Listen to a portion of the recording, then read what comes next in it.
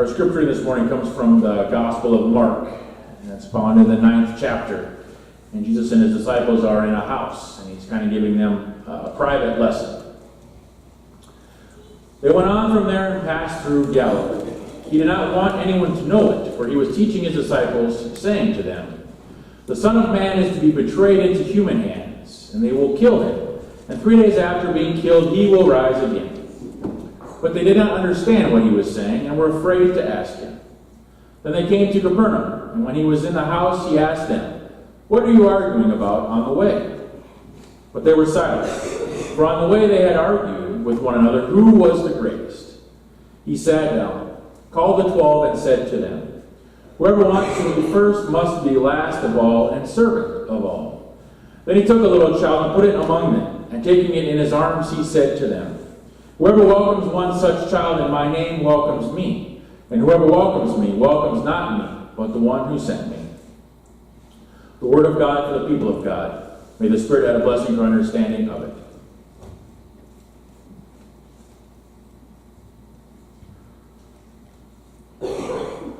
So Jesus was kind of the king of the teaching moment. He was real good at noticing when his disciples were having some trouble understanding what he was talking about, and he knew that they needed a little bit deeper explanation of what was happening. So here in the Gospel of John, they're kind of away from the crowds. They're in a house. Some scholars think it might be where Jesus lived. It's definitely in his hometown or very near his hometown. Some say it might have been Peter's house, but it was a place where they frequented, as there were children around when he was teaching. And the disciples kind of get a private lesson from Jesus. Things have been really up and down in the Gospel of Mark now for the disciples. Before this, there's a couple mountaintop experiences where literally the three disciples were with Jesus up on the mountaintop, seeing him transfigured into the white, and with Moses and Elijah. There's another miracle of them being fed with a few loaves and bread.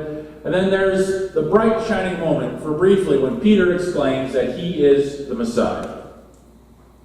But for all of those mountaintop experiences, there's also a bunch of kind of valleys, or not so great moments. So Jesus talks once again about his coming, about his suffering and his death, and he scolds Peter when Peter says, "That's not going to happen, God. You're never going to have to die." And then we have this example. The disciples arguing on their road or as they travel about who's going to be the greatest. They want to know, well, how are we going to line up when Jesus is this great king?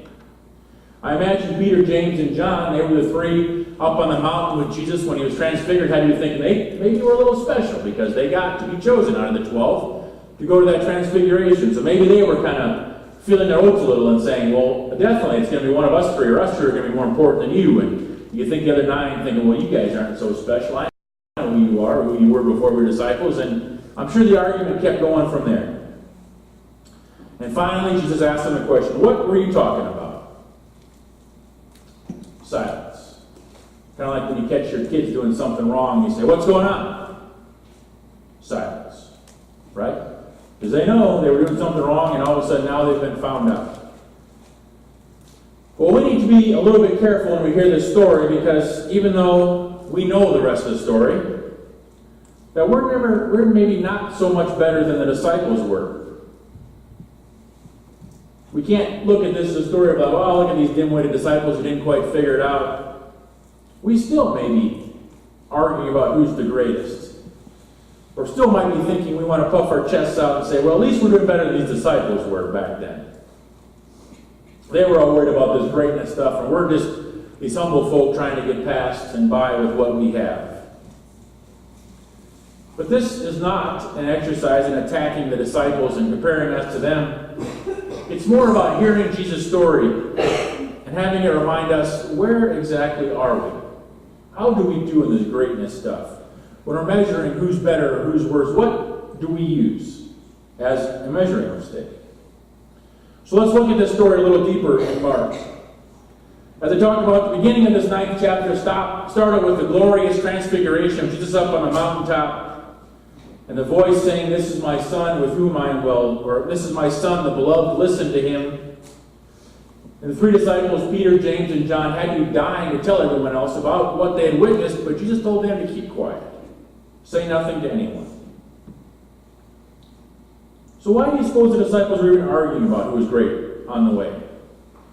Jesus had just told them about his arrest and his betrayal and how he would have to die for the second time, telling them that story. Maybe some of them finally heard or understood the resurrection part. So they want to know where they were going to line up with this new kingdom that Jesus was talking about. This conversation occurs after Peter confesses Jesus as the Messiah. Then Jesus goes into length to explain to them what it means to be great. Because you have to remember, for the Jewish people at that time, the Messiah was supposed to be another one of their great kings, like King David or King Samuel or King Solomon, coming and putting their country back in power, where they would be the envy of all the other nations. They would be the best. They would be powerful again. They really thought that Jesus would lead as a king would. And that's why Jesus keeps telling them, that's not what my kingdom is. We're not here for earthly greatness. And after Peter claims that he's Messiah, Jesus goes to length to say, it's not about position or possession, but it's about being a servant. That is being true greatness.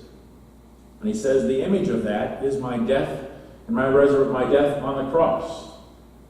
That is the proof to you of how far I'm willing to go to be a servant. How far I'm willing to go to show that I love you. I'm going to die on a cross for you. And then he's going to say, you need to do the same for me. Now, the disciples eventually get it, because all 12 of them are martyred or killed for their faith. It just takes them a little while to get in. So here they are. They're believing that Jesus, as the Messiah, is going to lead them back in this glorious resurrection of their country. So they naturally want to know who's going to do what. Where are we going to be lined up? Who's going to be the greatest for them? And Jesus keeps saying, to follow me on this way is to be a servant.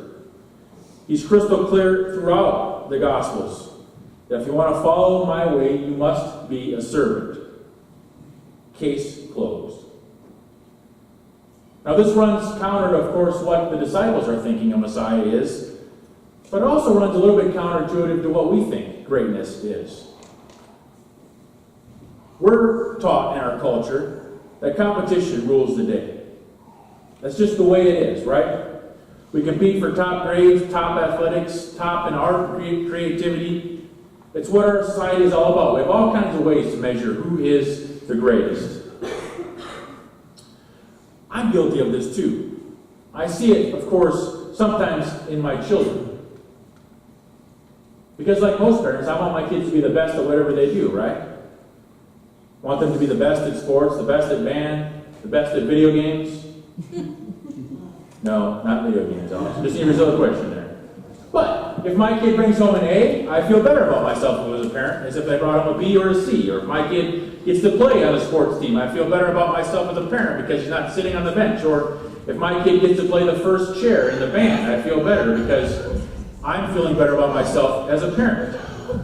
Somehow I believe, and I've been taught, that if I'm doing a good job, my kid's going to be the best at whatever they do. Right? Or if they have the most likes on Instagram or FaceChat or Snapbook or whatever those things are, right? That's what greatness is. We measure it by things, stuff that we have.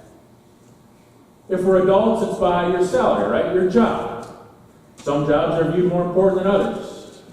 Salaries, houses, cars, toys, whatever it is. We tend to measure greatness based on what we have or what we do.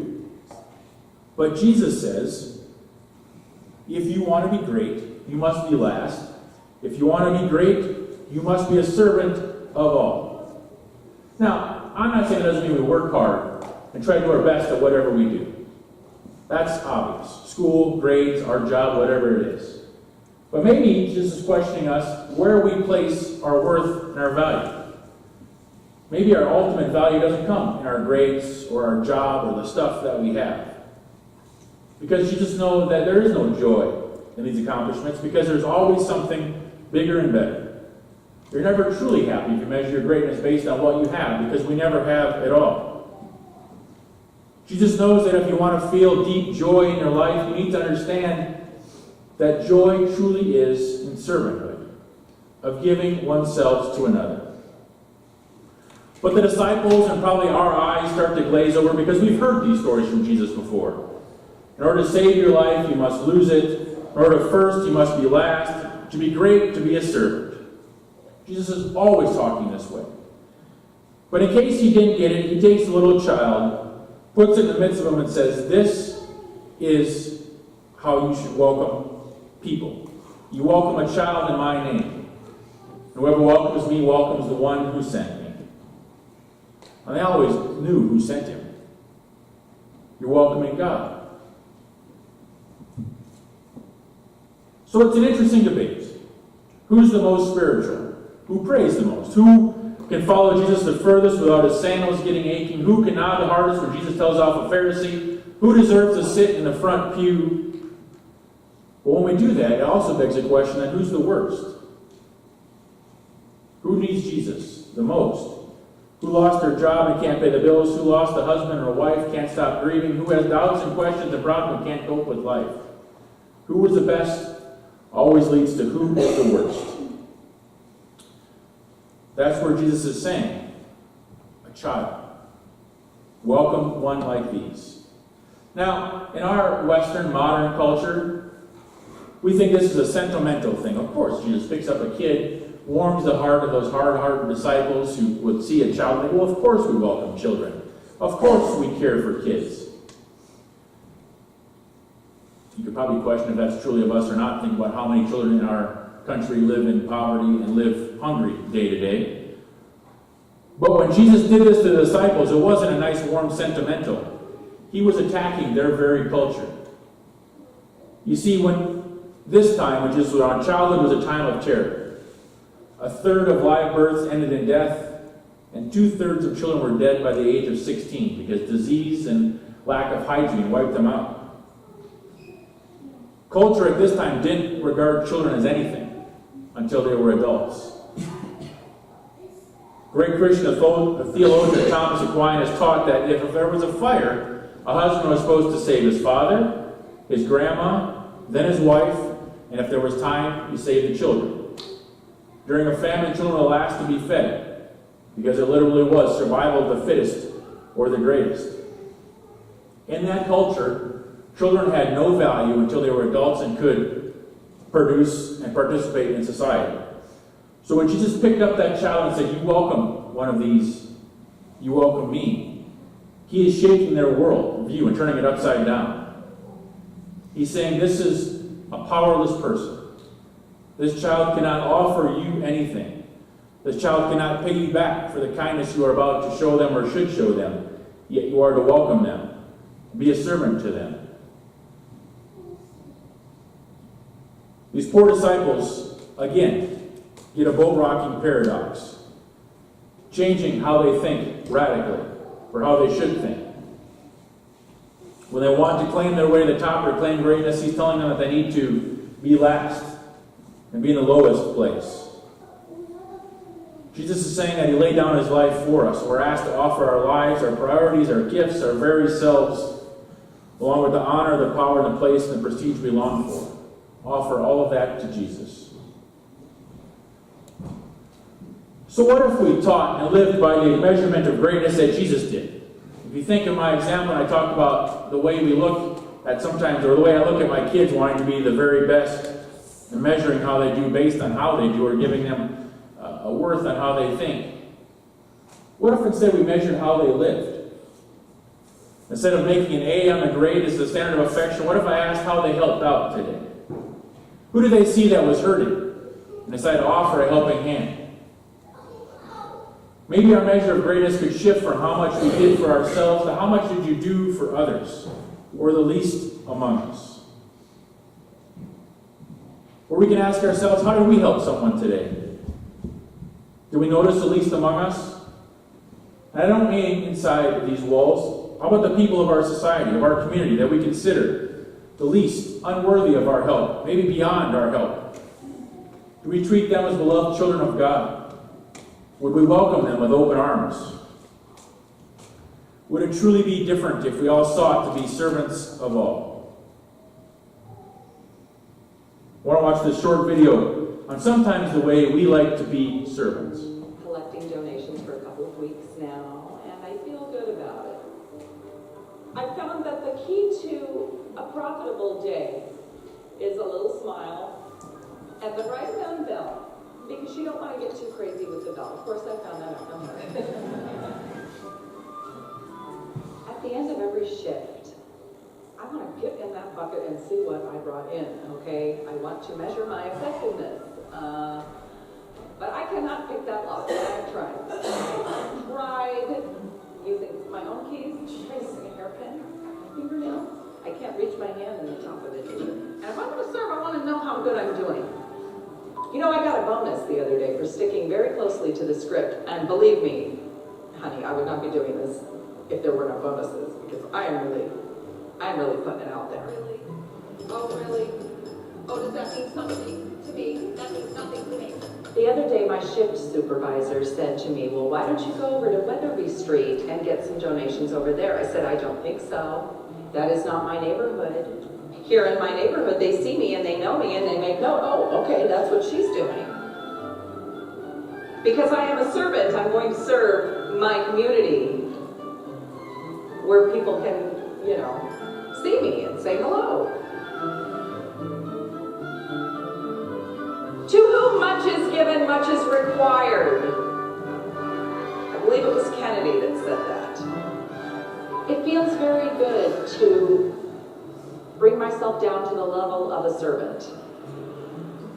That's earning me a star somewhere, I know it. And I'm helping, and I feel good about it, okay? And if anyone wants to say that I'm not doing anything productive for the community, well, guess what? You try putting on a wool cape, all right, and walking around. I feel like a big donkey, all right? This isn't easy. I'm good at what I do. I'm good at what I do.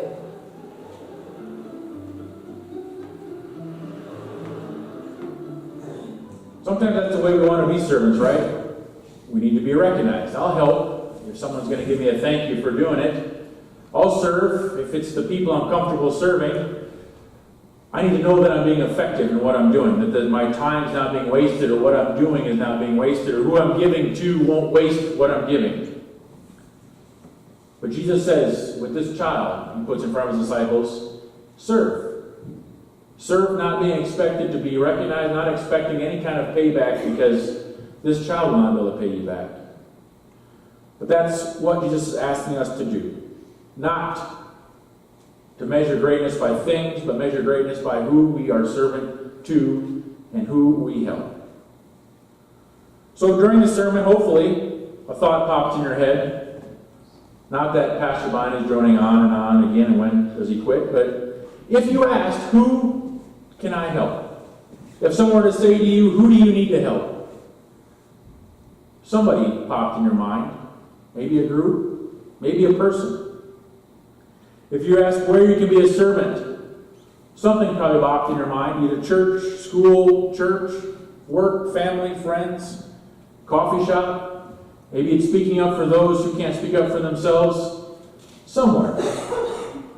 I would challenge you to ask yourself those questions. Where can I help? Who can I help? And then do it. Don't worry if you're recognized. Don't worry if it'll be wasted. Give of yourself. That's where Jesus says that true joy happens. Sometimes it's uncomfortable. Sometimes it feels like a waste of time. But if you know if you're giving yourself, if you're helping, then you'll find that joy that Jesus talked about. Let's live a world where greatness is measured by how much we give of ourselves.